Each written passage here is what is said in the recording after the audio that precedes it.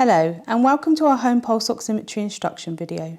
After attending your collection outpatient appointment, you should have a box containing all the equipment you will need to carry out a home sleep study. This box will include one of these monitors. They both do the same job, but they look slightly different. A sensor, a cable. There are two different cables and this will depend on what monitor you receive.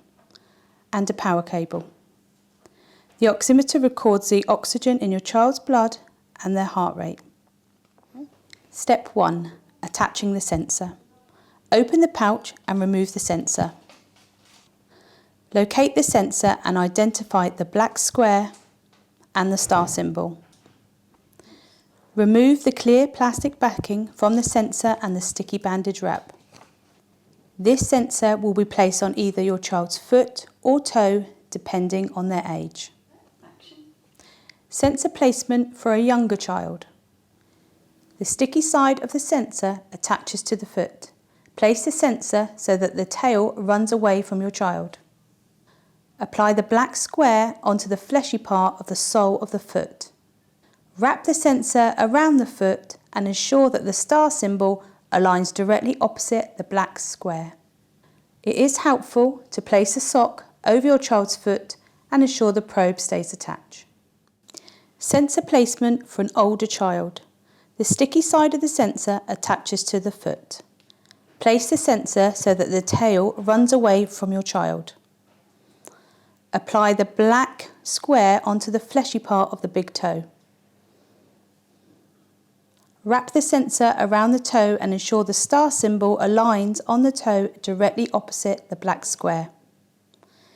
It is helpful to place a sock over your child's foot to ensure the probe stays attached. Step 2. Attach the sensor to the cable. Position the sensor's connectors tab so that the shiny gold contacts are facing up. Position the patient cable with the red line facing up. Insert the sensor tab into the patient cable until there is a click of connection. If you have this monitor, RAD97, look at the other end of the sensor cable and locate the top side of the connector. It has a red rectangle on it. Push the cable into the port on the oximeter, keeping the red rectangle facing up. Step 3. Turning on the oximeter. Put the black power lead into the power supply at the back of the monitor. Connect the monitor to the mains or electricity supply. You may use an extension lead if necessary. Turn on the oximeter by pressing the power button. The machine will then start up and go through a system test and start to search for a signal. The numerical data is displayed on the screen. The top number is the oxygen saturations and the middle number is the heart rate. Please do ignore the numbers on the bottom of the screen.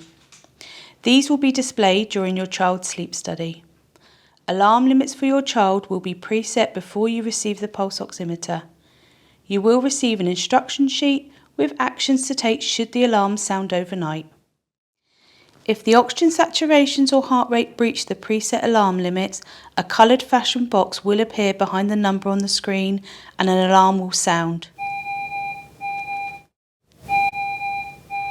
So you are aware which parameter has breached. If this occurs, please refer to the instruction sheet. Lay the monitor flat on the floor at the end of your child's bed and leave it to collect data. Step 4. Disconnecting the monitor. To turn the monitor off, press and hold the power button for approximately 8 seconds until 2 audible tones sound. The power button will flash orange, then the oximeter will power down and turn off. This will save the data. Disconnect the sticky disposable sensor from the cable and throw this sensor away. Please wipe down the cable, the black power lead and the oximeter with the alcohol wipe provided before putting them back in the box to be returned.